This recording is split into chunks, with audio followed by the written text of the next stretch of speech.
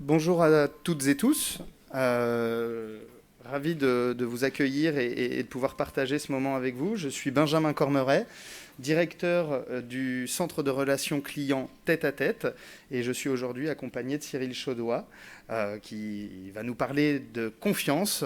Mais avant de l'entendre sur ce sujet, j'aimerais quand même poser un peu le décor et vous parler du pourquoi aujourd'hui on vous parle de confiance. Ces dernières années, deux grandes tendances ont marqué les métiers de la relation client. D'un côté, l'intelligence artificielle qui permet l'automatisation de tâches répétitives. Et de l'autre côté, le besoin de plus en plus prégnant de créer de l'émotion. La fameuse expérience client. Et donc, l'enjeu pour Tête à Tête, le centre de relations clients, est de trouver cet équilibre et ce bon combo entre l'IA, l'intelligence artificielle, et cette fameuse émotion. En déchargeant les conseillers clientèle des tâches sans grande valeur ajoutée, on leur permet une plus grande autonomie et donc de se concentrer davantage sur l'émotion. Mais en interne, ces transformations nécessitent beaucoup de changements, tant sur le plan managérial, organisationnel, l'implémentation de nouveaux outils, et puis la gestion des émotions. Donc ce livre blanc, il a pour but de vous apporter des réponses, une ouverture d'esprit sur ce sujet et d'alimenter vos réflexions. Et pour ça, nous avons donné la parole à une trentaine de contributeurs d'horizons divers qui se sont exprimés sur le sujet. Et c'est d'ailleurs le cas avec Cyril Chaudoy, qui nous a fait l'immense honneur de témoigner dans ce livre blanc pour nous parler de la confiance, parce que selon lui, la confiance, c'est la clé d'une bonne relation client. Bonjour Cyril, je suis ravi de partager ce moment avec toi. Tu vas nous parler de confiance, mais avant tout, est-ce que tu pourrais te présenter ? Oui, merci Benjamin pour cette introduction. Brièvement, et peut-être parce que pour pouvoir me faire confiance, pour vous parler de ce sujet-là, il faut que vous en sachiez un tout petit peu plus me concernant. Donc moi, je suis le cofondateur d'une entreprise qui s'appelle Talenco et qui accompagne depuis une petite dizaine d'années les entreprises dans ce qu'on appelle la transformation, donc la transformation digitale beaucoup, mais pas uniquement, tout ce qui est de l'ordre des transitions digitales, aujourd'hui transition sociale et environnementale également. C'est à ce titre que j'ai donné de nombreuses conférences et j'ai écrit dans pas mal de papiers, notamment sur le rôle de l'intelligence artificielle dans la société et en particulier dans le marketing, dans la communication et dans la relation client. Donc, à l'invitation de Benjamin, j'ai contribué au livre blanc sur le sujet de l'intelligence émotionnelle versus l'intelligence artificielle. Mais aujourd'hui, c'est au sujet de la confiance que je suis venu vous parler. Voilà, donc alors ce sujet de la confiance, je ne sais pas vous, mais ces derniers temps, on a quand même un peu l'impression que on en est là. Voilà, on est un petit peu au bout du rouleau, quoi, concernant la confiance. Ça fait des années, je ne parle pas que de la situation liée au coronavirus, hein, évidemment, ça fait des années qu'on entend que notre société est devenue une société plutôt de défiance, voire de méfiance généralisée, et les événements récents ne font qu'accentuer, entre guillemets, ce sentiment. Alors simplement, quand on regarde un tout petit peu dans le rétroviseur pour se demander pourquoi ce sentiment, on se rend vite compte qu'il y a pas mal de scandales politiques d'abord qui ont émaillé ces dernières décennies, qui sont venus entamer notre confiance dans les institutions, je dirais, les plus hautes, les plus nobles, les institutions publiques et les institutions politiques. Mais évidemment, il y a eu aussi d'autres types de scandales, notamment des scandales sanitaires, des scandales commerciaux et qui ont été le fait d'entreprises. Quelques-unes sont ici, tout le monde se souvient des lasagnes au cheval, hein, évidemment, du scandale Cambridge Analytica avec Facebook qui a permis de manipuler, on peut le dire, les élections présidentielles, notamment aux États-Unis, mais également le Brexit, le scandale du Mediator, Lactalis, etc. Bref. Donc c'est tout ça qui nous amène à un sentiment de méfiance généralisée selon lequel on ne pourrait plus faire confiance à n'importe qui, à n'importe quand, et de n'importe quelle manière. Donc des chiffres, il y en a une kyrielle absolument hallucinante et vous en trouverez aussi facilement que moi sur Internet. Je vous en ai juste signalé quelques-uns. Aujourd'hui, il y a moins d'un Français sur deux qui se dit être confiant dans les institutions. On vient de voir notamment quelques exemples qui nous disent pourquoi. 38% seulement des Français qui se disent confiants dans les médias. Et les médias sont quand même normalement un tiers qui devrait être un tiers de confiance, on le sait tous. Je ne sais pas si certains ont suivi des formations de journalistes dans la salle, mais on est censé être sur une forme de neutralité objective dans le traitement de l'information. Le problème, c'est que notre quotidien est devenu un robinet à émotions collectives, ce qui fait qu'on est noyé sous l'information avec les chaînes d'information continues, mais aussi avec Internet et les réseaux sociaux qui sont devenus la principale source d'information pour beaucoup de Français et chez les jeunes en particulier, et ce qui fait qu'on n'a plus du tout confiance dans l'information que l'on reçoit. 34% des Français qui se disent confiants dans les grandes entreprises. Alors, le verre à moitié plein, c'est chic. Un tiers des Français ont confiance dans les grandes entreprises. Le verre à moitié vide, c'est que 2 tiers n'ont pas confiance, n'ont plus confiance. Et 30% seulement dans le président de la République. Tous ces chiffres, vous avez évidemment les sources et vous avez des dates, c'est avant la crise du coronavirus. Bon. Et puis on a des figures presque tutélaires de la confiance ou de son antithèse. Merci, merci à ces gens-là qui nous permettent de nous poser la question du rôle de la confiance dans notre quotidien et dans notre société. Évidemment, Donald Trump, par ses aspects, presque complotistes sur un certain nombre de sujets, sur ses nombreux mensonges, je pense qu'on peut largement le qualifier de pape de la fake news. Donc grâce à lui, en quelque sorte, on est aujourd'hui contraint de se demander quel est le rôle de la confiance au niveau des institutions, et nous en tant que citoyens et en tant que consommateurs. Et ça amène à des chiffres comme cela qui, pour moi, traduisent ce que j'ai appelé un glissement de la confiance que l'on accordait auparavant aux institutions publiques vers une confiance que l'on accorde principalement désormais aux acteurs privés. Ce que je veux dire par là, c'est que pour traiter les sujets de société, qu'il s'agisse du réchauffement climatique, qu'il s'agisse même, on va le voir tout à l'heure, de traiter des situations de crise comme une crise sanitaire telle qu'on la vit aujourd'hui, eh bien autrefois, nous faisions confiance aux institutions publiques pour ça, c'est ce que Hobbes a appelé le Léviathan. On s'est choisi un tiers de confiance à qui on a donné le pouvoir, et notamment le pouvoir aussi de la violence, entre guillemets, je reprends les termes de Hobbes, pour régler les conflits entre humains. Et ça a dérivé lentement vers les acteurs privés, puisque désormais nous n'avons plus confiance dans les institutions. Il faut bien qu'on se raccroche à quelqu'un ou à quelque chose, et ce quelque chose, ce sont les acteurs privés, ce sont les entreprises, on va le voir tout à l'heure. Donc ici, vous avez juste quelques chiffres, puisqu'on considère à 69% que les gouvernants et les présidents de la République en particulier gèrent les gouvernements et les pays comme des entreprises. Pourquoi ne pas se fier directement aux entreprises pour régler les enjeux de société? Et vous avez les chiffres ici. On a plus confiance à 55% dans les entreprises que dans les institutions pour régler la problématique de l'égalité homme-femme, à 62% pour l'insertion des jeunes dans la société et à 66% pour lutter contre le chômage. Voilà un exemple de ce que j'appelle ce glissement du public au privé en matière de confiance.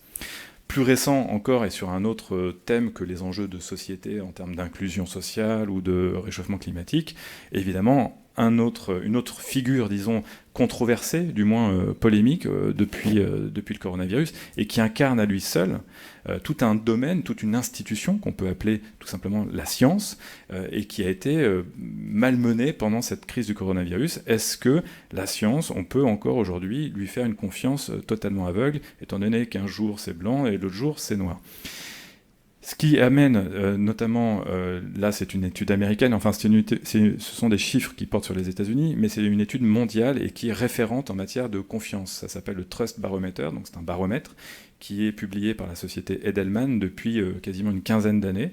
Je vous invite à vous rapprocher de ce baromètre sur Internet tout simplement. Et là, qui dans sa dernière version a fait un focus évidemment sur le Covid. Et là, les Américains répondent que pour eux, leur pays ne pourra pas sortir de cette crise sans l'aide des entreprises pour le faire, à hauteur de 62%, et 55% pensent que les entreprises sont davantage capables que les institutions pour régler ce type de problème parce qu'elles vont plus vite, elles prennent des décisions plus rapidement et elles sont plus efficaces dans la gestion tout simplement des dispositifs que l'on peut mettre en place. Ça répond à une idée assez commune selon laquelle il y a une forme de lenteur et d'inopérabilité entre guillemets des institutions publiques par rapport aux acteurs privés qui sont rompus à l'exercice d'aller vite, d'innover, de mettre en place des dispositifs, de lancer des produits, etc. Notion d'efficacité. C'est ce qui amène sur des sujets très transversaux concernant la société, les Français à placer donc leur confiance dans les acteurs privés et à en attendre beaucoup. Donc quelque part là aussi, verre à moitié vide, verre à moitié plein. Le verre à moitié plein, c'est que quand on est un acteur économique, quand on est une entreprise, c'est une formidable opportunité que de se dire que la société, c'est-à-dire les consommateurs mais aussi les citoyens, place en nous, entreprises, une grande confiance pour régler les enjeux de société. Mais c'est aussi un grand risque, puisqu'il ne faut surtout pas les décevoir. Et quand on regarde les chiffres, donc vous voyez bien, 70% des Français déclarent aujourd'hui choisir ou, à l'inverse, ne pas choisir, voire boycotter les entreprises en fonction de leurs engagements sociétaux. Ça parle évidemment principalement de RSE ici. Et vous voyez l'évolution de ce chiffre depuis 2017. C'est ce qui conduit de nombreuses entreprises à se positionner fortement sur ces enjeux, sur ces sujets. On parle de RSE, on parle de raison d'être des entreprises, on parle de loi Pacte, évidemment, d'entreprises à mission, telles que la Maïf. Là, je vous ai mis en photo la couverture du livre de Pascal Demurger, qui est le patron de la Maïf, et qui, lui, dit de façon très claire, l'entreprise du XXIe siècle sera politique ou ne sera plus. C'est-à-dire qu'il faut comprendre le mot politique ici dans son acception littérale et première, au sens premier du terme, au sens des Grecs, c'est-à-dire l'organisation de la vie de la cité. L'entreprise est un acteur économique, un agent économique, on dit même, au même titre que nous, citoyens, au même titre que les institutions publiques, voilà. Et il a son rôle à jouer dans l'organisation de la cité, de la ville, de la société, et il a, on considère aujourd'hui, un rôle plus que jamais, voire supérieur à nos propres institutions publiques. C'est ce glissement que j'appelle du public au privé. Évidemment, si vous posez dans votre posture de consommateur, un exemple très simple. Voilà, j'ai choisi un produit de consommation courante, le yaourt et le lait. Bon, quand vous êtes consommateur et que vous pensez à votre pot de yaourt quand vous allez l'acheter, eh bien désormais vous pensez à l'éleveur. Vous vous demandez si l'entreprise qui a produit ce yaourt a payé décemment l'éleveur de vaches laitières qui a permis de produire ce yaourt. C'est une question que l'on se pose quasi instinctivement aujourd'hui, et ce n'était pas le cas hier parce qu'on n'avait pas connaissance, on n'avait pas conscience de la réalité économique qui liait les producteurs de yaourt et les éleveurs de vaches laitières. Et puis vous allez vous poser la question aussi du transport de ce lait, s'il a été récolté de façon coopérative, et de la pollution, de l'empreinte carbone finalement de votre yaourt.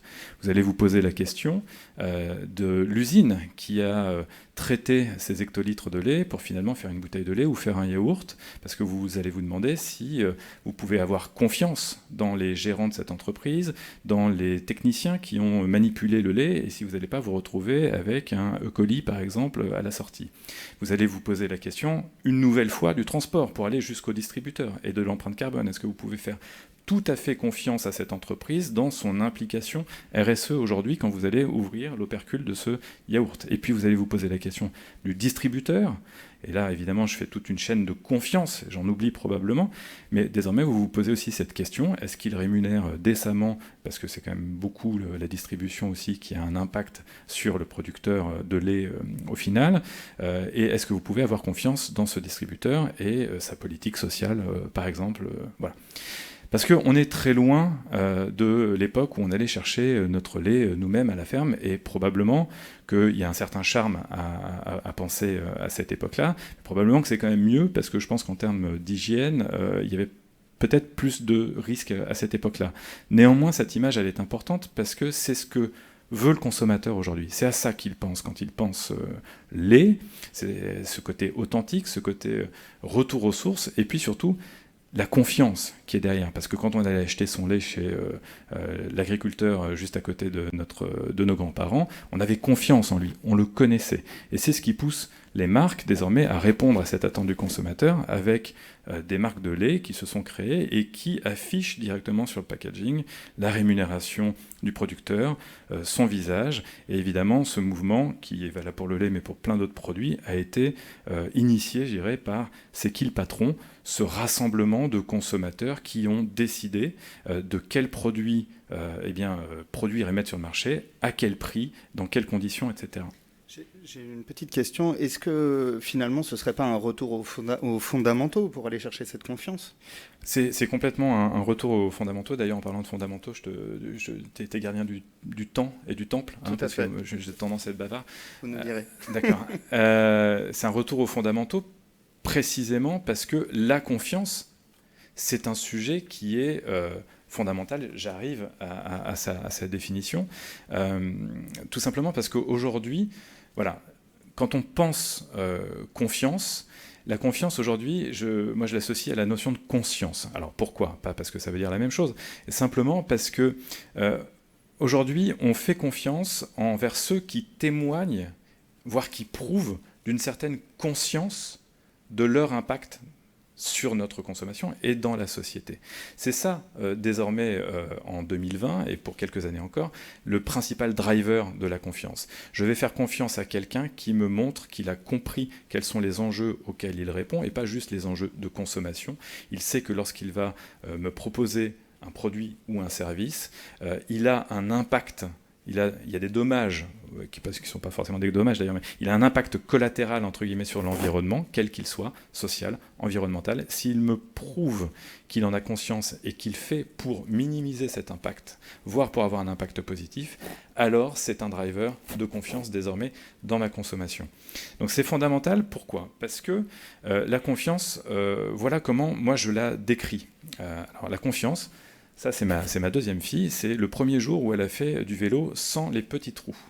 D'accord. Eh bien, pour moi, c'est ça la confiance. C'est-à-dire que quand vous avez un enfant et que vous lui apprenez à marcher ou à faire du vélo sans les petits trous, il place en vous une confiance qui est absolument incroyable parce qu'il peut se casser la gueule, tout simplement. Et ça, on le sait. Et lui aussi, il en a conscience. D'accord. Quand on est dans le domaine de la relation client, eh ben, ne croyez pas que c'est très différent finalement. On a vu tout à l'heure les impacts qu'une trahison de notre confiance pouvait avoir. Pas simplement sur la relation client à long terme, mais aussi potentiellement sur notre santé si on se tape un E. coli dans notre bouteille de lait. Donc la confiance, elle répond à ces quelques mots. D'abord, ce qui est important de comprendre, c'est que la confiance est un préalable. On a tendance à mal utiliser le terme de confiance dans les médias notamment, et les politiques aussi, quand on nous parle de confiance en l'avenir. La confiance des Français dans leur avenir chute drastiquement, etc. La confiance, étymologiquement, c'est une relation d'humain à humain. Ce n'est pas, on ne peut pas faire confiance à quelque chose d'abstrait. Ça, on le reverra tout à l'heure, mais ça n'est pas de la confiance, c'est de l'espérance, c'est de la foi, c'est de la croyance. La confiance, c'est un contrat tacite entre deux personnes, éventuellement deux personnes physiques, voire une personne physique et une personne morale, c'est-à-dire vous et une entreprise. Mais c'est un préalable, ce n'est pas une conséquence. Si on ne fait pas confiance à quelqu'un, alors il n'y a pas d'acte, il n'y a pas de mise en mouvement. Ensuite, ça évoque la notion de risque. Pourquoi ? Parce que forcément, quand on fait confiance à quelqu'un, on place un petit bout de notre destin entre ses mains, sur la base de sa bonne foi uniquement, et donc on prend un risque. On ne peut pas parler de confiance s'il n'y a pas de notion de risque qui nous engage. De là, l'ex-slogan de Darty, le contrat de confiance, qui est un non-sens, puisque la confiance n'est pas contractuelle. Elle est tacite. Si je signe un contrat qui engage les deux parties avec des pénalités si jamais ça n'est pas tenu, on n'est pas dans la confiance. Il n'y a plus de risque. Tout est bordé, tout est cadré. Non, quand je fais confiance à une marque, quelle qu'elle soit, je place en elle un petit bout de mon destin. Quand je vais acheter ma bouteille de lait et que je vais l'ouvrir et que je vais le boire, est-ce que je vais tomber malade ou pas ? Je ne signe pas un contrat avec elle. Si je tombe malade avec ma bouteille de lait, vous me devrez tant de pénalités. Donc, on prend un risque. C'est inévitable, c'est consubstantiel de la confiance. Donc, ça participe d'un élan volontaire. Je vais spontanément vers madame ou vers monsieur pour lui faire confiance parce que je sens que, ou j'ai des éléments qui me permettent de me dire j'ai plus confiance en cette personne que telle autre. La confiance, elle dépend d'un contexte, elle est conditionnelle, c'est-à-dire que elle se renouvelle. C'est pas parce que j'ai fait une fois confiance à une entreprise ou à une marque que je peux, ad vitam aeternam, être rassuré sur le fait que je peux lui faire confiance à chaque fois, tous les jours, etc.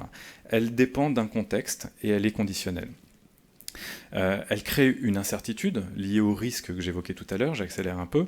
Il s'agit d'un engagement qui est réciproque. Je vous fais confiance, donc je m'engage à vous faire confiance, je prends ce risque, je fais face à une incertitude, et vous, ça vous engage. C'est cette notion de quasi-contrat dont je parlais tout à l'heure, mais qui n'en est pas un véritablement.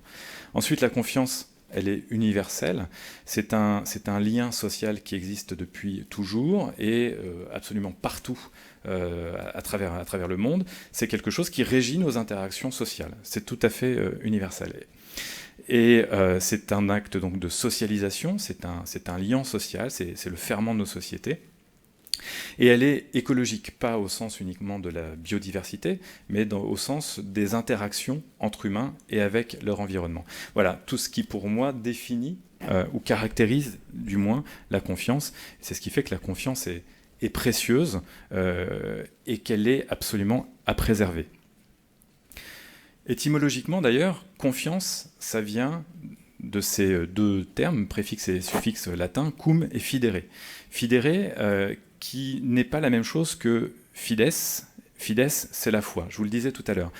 Cum fidere, la confiance, ça n'est pas l'espérance en quelque chose, ce n'est pas la foi en quelque chose d'abstrait. J'ai confiance en la nature pour aller mieux d'elle-même par rapport au réchauffement climatique. Je ne suis pas dans le domaine de la religion, etc. Je fais confiance. C'est un acte délibéré, je le disais tout à l'heure. Et fidere a donné notamment fiduciare, et fiduciare, c'est fiduciaire. C'est-à-dire que c'est le domaine, on est dans le domaine du contrat qui ne se dit pas, en fait. On n'a pas besoin d'établir un contrat. Il est induit par ce que l'on appelle fidere, donc la confiance. Et quand on regarde comment est construit ce mot confiance, moi ça m'a immédiatement fait penser aussi à un autre mot qui commence par le même préfixe, qui est cum plus merx. Cum merx, ça donne le commerce. Voilà. Et merx, le suffixe merx, donne aussi le suffixe mercis, qui disait autrefois colporteur, quelqu'un qui apporte des nouvelles et qui colporte, en gros, le commerçant. Donc on est sur deux mots qui sont intimement liés. Il n'y a pas de commerce sans confiance. Il n'y a pas de relation entre individus, il n'y a pas de relation entre un marchand et un client sans la confiance. Comme quoi le latin, ça sert. Oui, le grec aussi. Le grec. J'étais très mauvais en latin à l'époque, hein. C'est après que je m'y suis intéressé. Justement, tu nous parles donc de confiance, tu poses les bases. Maintenant, maintenir la confiance, c'est peut-être une tâche un peu plus compliquée. Est-ce qu'il y a une recette miracle, quelque chose qui fonctionne ? Alors, tout l'objet de mon propos, c'est de vous montrer que finalement, quand on s'intéresse à la confiance et le rôle de la confiance dans la relation client, il ne s'agit pas tant de se demander quelles sont les techniques, quelles sont les recettes, quels sont les tutos. Je viens pas donner des tutos sur comment gagner la confiance des gens, comment la conserver, ou alors je serais un manipulateur en quelque sorte, parce que c'est quand même l'objet de pas mal de gens qui sont pas toujours très bien intentionnés, de vouloir gagner la confiance d'autrui sans se sentir capable de pouvoir la gagner naturellement. Donc je suis pas bien placé pour vous donner des recettes. Et c'est pour ça que je vous parle plutôt, donc on fait un retour un petit peu en arrière dans l'histoire, etc., sur ce qu'est fondamentalement la confiance. Quand on a compris ce qu'est fondamentalement la confiance et ce qu'elle n'est pas, alors on est tout simplement dans une relation qui est la plus naturelle qui soit, parce que je suis autant légitime que vous pour parler de confiance. Tous au quotidien, on pratique la confiance, on est plus ou moins victime aussi parfois de la confiance qu'on a placée dans certaines personnes, et voilà, comme tout autre concept qui est simplement humain. Donc plutôt que de vous donner des recettes, je vais vous montrer des gens, ou en tout cas des entreprises, qui savent créer et capter la confiance assez naturellement, et on va se demander pourquoi, quels sont leurs attributs, quelles sont leurs caractéristiques. Alors, cette confiance dont je disais qu'elle était consubstantielle du commerce finalement, puisque de la relation. Je vous ai mis quelques exemples de marques qui cartonne depuis quelques années. Et avec le thème de la confiance, c'est très facile de comprendre pourquoi, maintenant qu'on a vu sa définition et les conditions de la confiance. Que ce soit La Ruche qui dit oui, Blablacar, Allo Voisin, ou des plateformes de crowdfunding comme Kickstarter, qu'est-ce que ça nous raconte? Ça nous raconte simplement que ce sont des marques qui mettent en relation les individus les uns avec les autres. On n'est plus dans le domaine de l'entreprise et de la marque tutélaire, du sacro-saint marketing des années 80 et 90, qui travaillait essentiellement l'image des marques pour être glamour, pour attirer, pour être statutaire. On revient quasiment à une notion de marchand et de commerce de proximité. D'accord ? Là, à ce point que finalement, on est dans le peer-to-peer, on est dans le entre nous.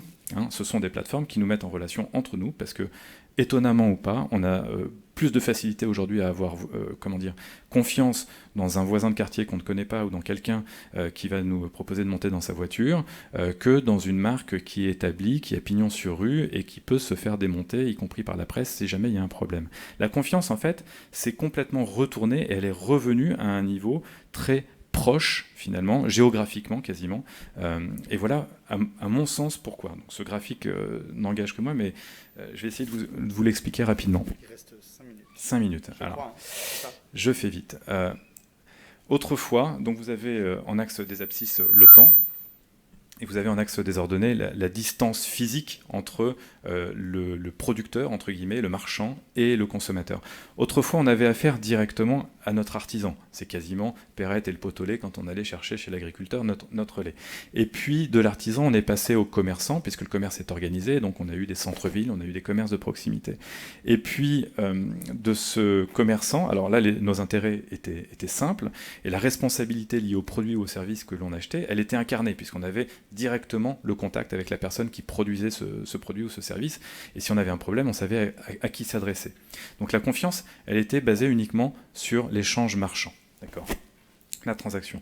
Et puis, de l'artisan au commerçant, on est passé progressivement à quelque chose qui n'était plus une personne physique, mais une personne morale. Parce qu'avec l'industrialisation, on n'allait plus chez l'artisan, on achetait des produits manufacturés qui étaient sortis d'usine, et on s'éloignait, en termes de proximité géographique, de plus en plus de la personne qui fabriquait.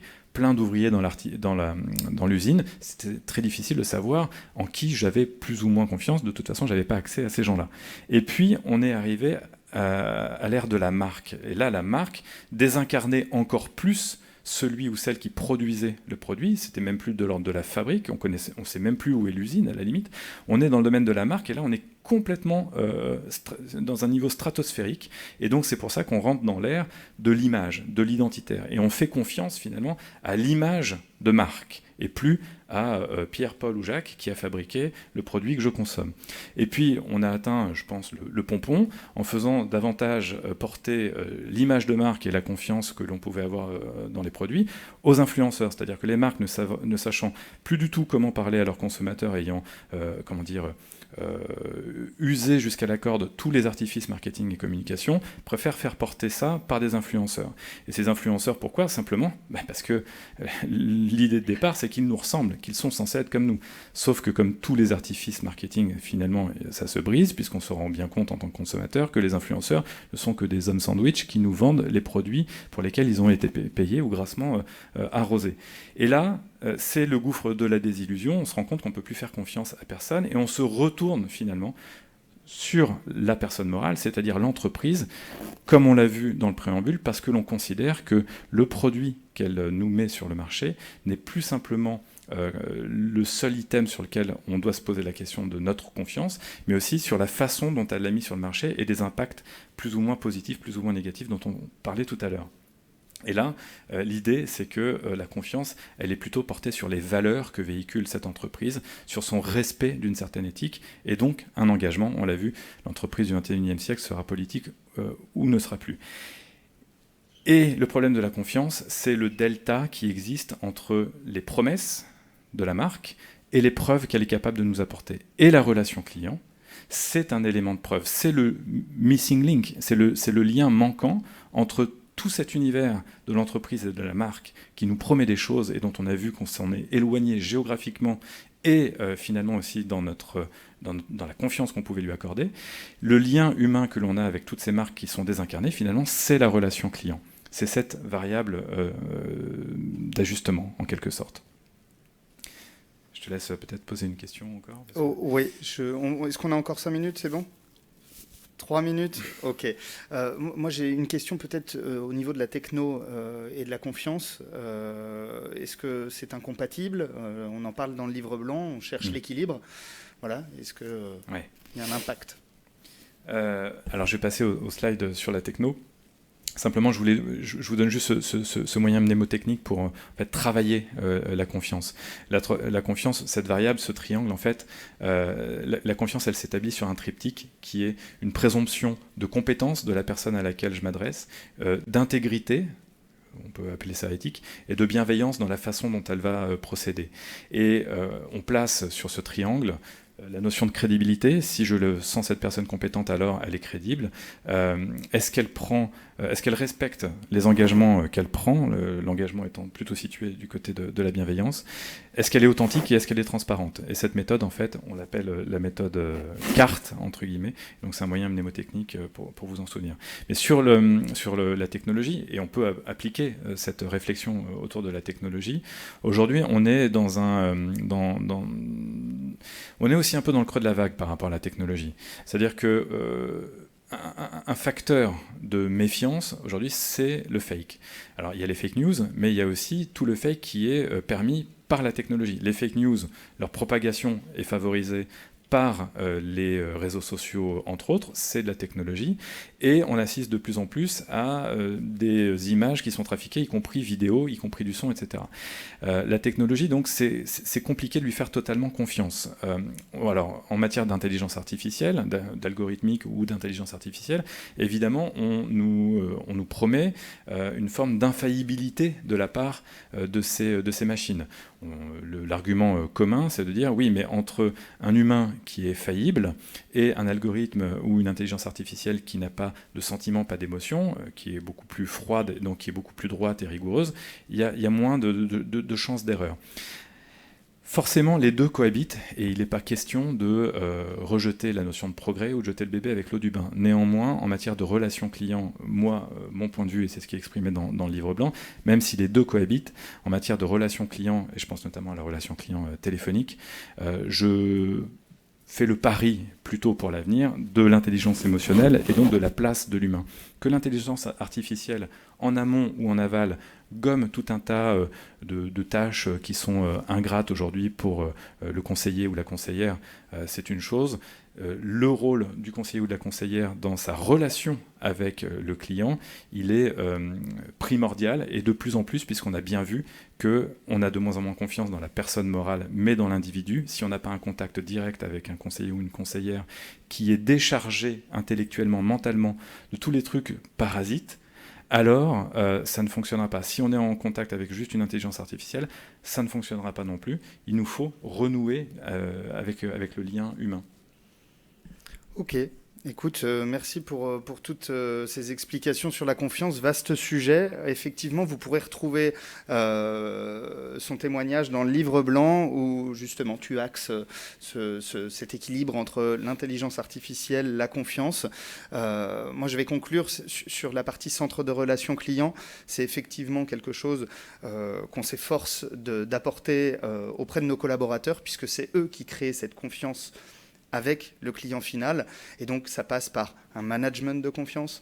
La confiance ne s'improvise pas, ça se travaille. Et effectivement, tu parles de pas mal d'outils qui peuvent nous permettre d'y arriver. Une fois que c'est acquis, c'est jamais acquis la confiance.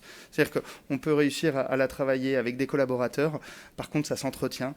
Et voilà, c'est ce que l'on essaie de faire au quotidien dans la relation client à distance. Il n'y a pas que la voix, il y a aussi le chat, les mails, etc.